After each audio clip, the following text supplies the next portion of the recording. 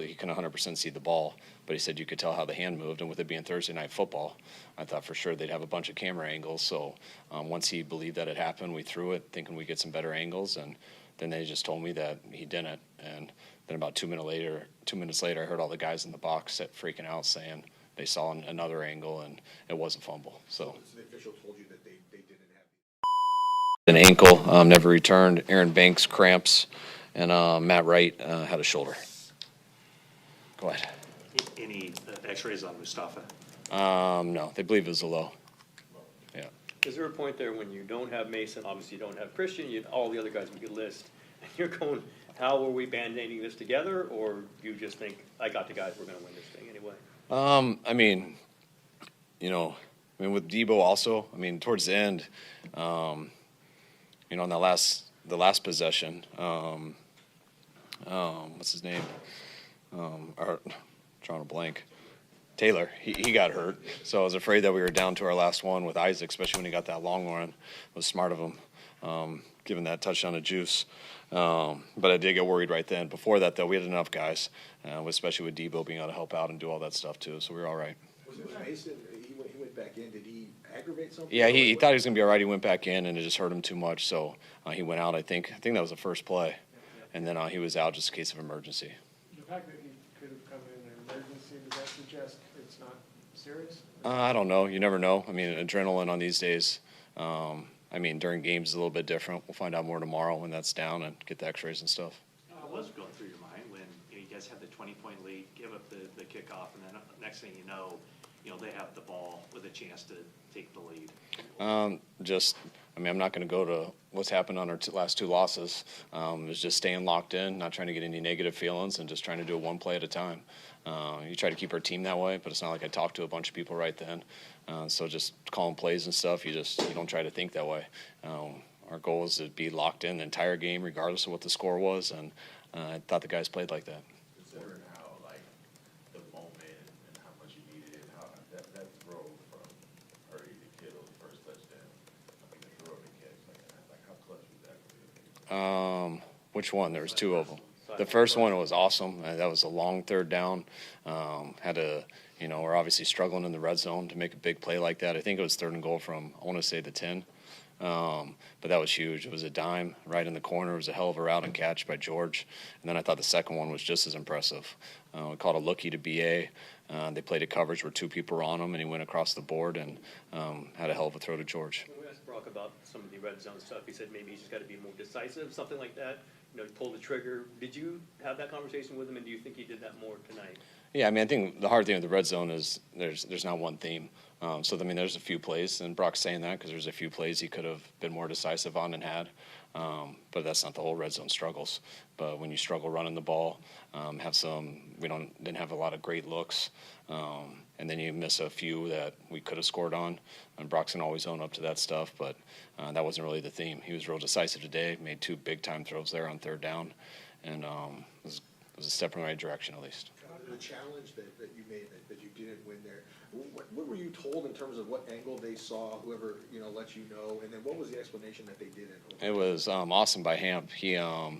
Because he said he could tell by how the guy's hand moved that the ball hit him, and then that's all he saw. But he couldn't 100% see the ball. But he said you could tell how the hand moved, and with it being Thursday night football, I thought for sure they'd have a bunch of camera angles. So once he believed that it happened, we threw it thinking we'd get some better angles, and then they just told me that he didn't. And then about 2 minutes later, I heard all the guys in the box freaking out saying they saw another angle, and it was a fumble. So the official told you that they didn't have the... Yeah, they only know what they see. So they didn't see, I think, what everyone else saw on TV. Who told you that the finger moved? Hamp. Yeah.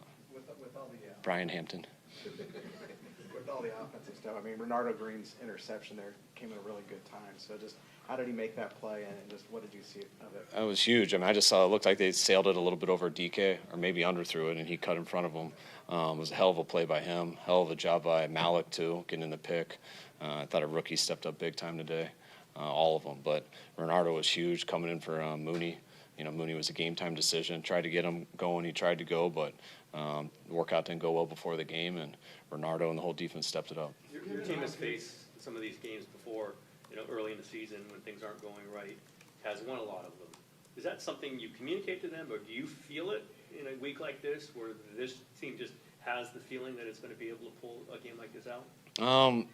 No, I mean, you know that we're sick about those 2 losses that we had, and we know, I talk about some losses are harder than others, and when you feel like you had those won, especially division games, that's made us sick about it. And we've gone on a stretch here the last 2 years where we've won a lot of games in a row, and a lot of the fourth quarters and some of those win streaks these last 2 years haven't been that tight.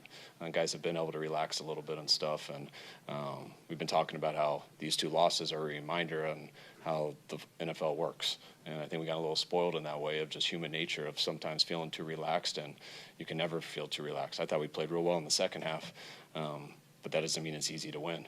And it's that's how it works. We played well. They played well. They came back and made some plays, which made it tighter, and I was glad that our guys could fight through that, realize that games are really never over where you can just sit and chill in the fourth quarter. You got to go beginning to the end, and we got that experience today. What did you see from Miranda? Did you feel like he was on the verge of breaking a big one?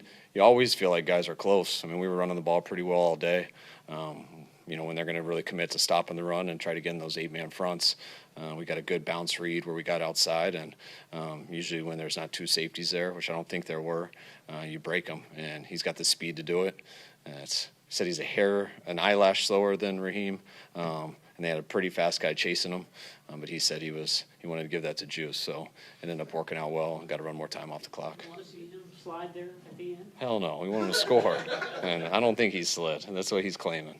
I think 21's a fast player, and he got him a little bit there at the end, I think. I'll see it. You guys saw it, but it ended up working out better for us. Given how well Mooney has matched up with DK, was there some pregame concern about how you're going to deal with Metcalf? Not really. It's he wouldn't have done that anyways tonight, just being on an injury, and I think Demo's one of the best corners in the league. I love Demo, and we got a young rookie in Renardo stepping up. I think Ike's done a hell of a job, and I think we got a lot of players in our secondary. How close was it with Travarius? We saw him. It was close enough to where it was a game time decision. He went and worked out, and it was close, but couldn't go. Another special teams blunder, I guess you would say. What can you do about that now? There's like 1 a game now. How do you go in there? Do you get involved? What can happen now? I thought the special teams made some plays today. They got a fumble for us, a huge recovery, which I forget whether that led to a field goal or touchdown. Last week they scored a touchdown with a block kick, returned for a touchdown. I thought we didn't have a great kickoff, and from what I saw live, we had an unblocked guy who missed a tackle, and then they hit the lane. So we got to get better at tackling. We'd love to get a better kickoff and stuff, and we got to keep challenging ourselves as coaches, our players, everybody. Especially when you got some guys down on defense. It does. You guys can see that, and it's even worse on special teams when that happens. But we got to do better. But I was still happy they made some plays today too. Are you challenging the kicker to make a tackle? Hell no, I don't. I don't know how I feel about that anymore. When they break through and they're the only line left, I would never be the coach that says just let them score.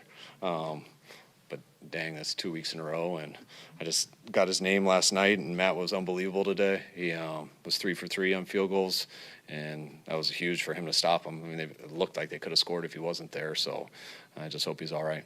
You got his name last night. You learned who he was last night? The first time I've seen him, yeah. But Signed him. yeah, you guys, I don't waste thoughts on stuff that I don't need to know.